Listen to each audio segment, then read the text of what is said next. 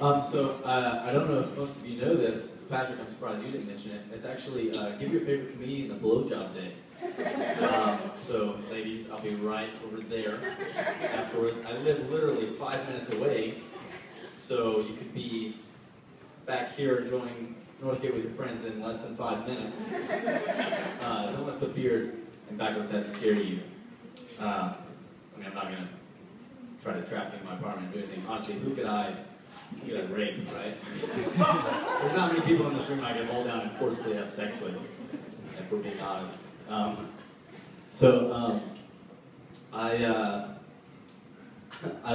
live close to campus, so I spend a lot of time on campus. I walk to the library a lot, do my homework there. And I'm very socially awkward, and I find myself eavesdropping on people more and more these days.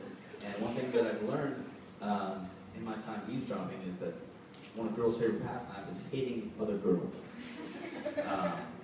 We've all seen, friendships and lifelong bonds formed over just the hatred of another girl. Two girls getting together and just talking bad about another girl, right? I just feel like that's a really bad way to make friends. And I sometimes daydream about me meeting these girls that get, talk about behind their back, and I say, hey, my name is Logan. I'm sorry you have such bad friends. I'd like to take you out to dinner. But I don't because social anxiety. Speaking of living close, I thought that living this close to Northgate, I'd go out a lot more, go out to Northgate, break this whole shell that I've got, not being shy and things like that. But all it's done is given me a reason to go back as early as I can. Because I get out here and I get a drink, and the first girl that comes up to me, I'm like, nope, go.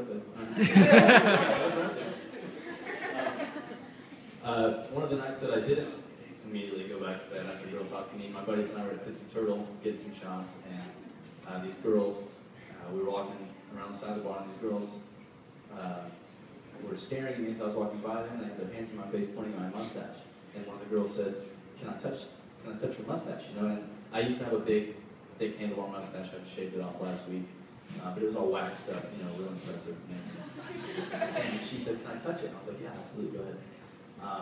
And her friend that she was with grabs it and yanks on it really hard, and it hurt a lot. And it took all I had not to just hit her right in the teeth. And I said, why would you do that? And she goes, I'm sorry, I thought it was fake. It looked so good. And so you know what I did? I grabbed her tits as hard as I possibly could.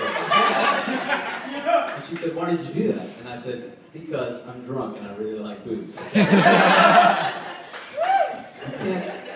You just can't trust girls, Okay. Men, for example, all we have in this world is our name and our word when it comes down to it, Women, their name could change at any time. So why give them any time of day, really? They can go off and change their name. We can't do that. I don't know if you've heard, but there's a bar in Tuscaloosa. We're playing Alabama this week. Everybody excited about that game. There's going to be a lot of people. We're supposed to break some records for attendance and things. There's a bar in Tuscaloosa that has a piñata hanging in it in the shape of Johnny Football, and they call it Johnny Piñata, and it's filled with Sharpies and dollar bills. It's funny though because the piñata moves around and no one's been able to hit it yet.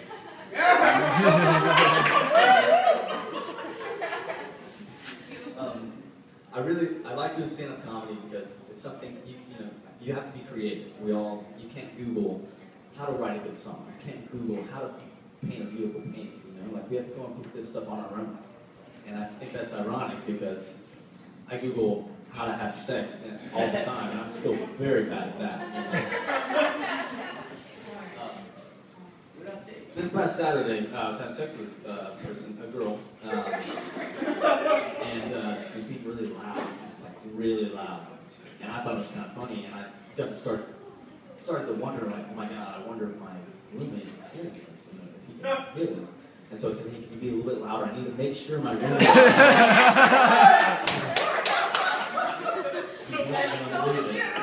So the next day, I had to wash my sheets, if you know what I mean, because I would wet the bed, like all over the place.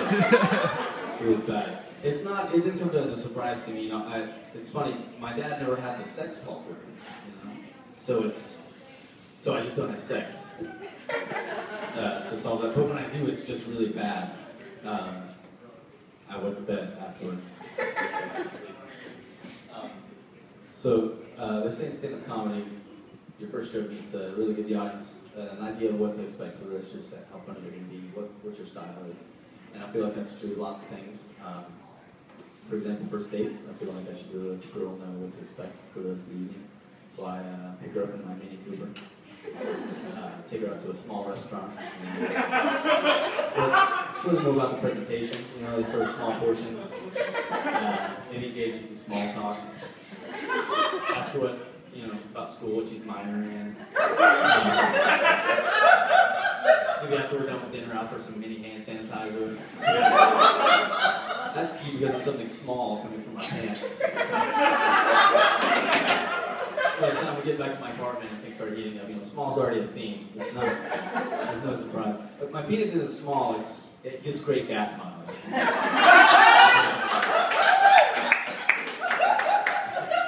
Really, it's not, it's probably like just around the average size. I don't know, because I haven't seen a lot of penises, but you know, nobody likes to brag.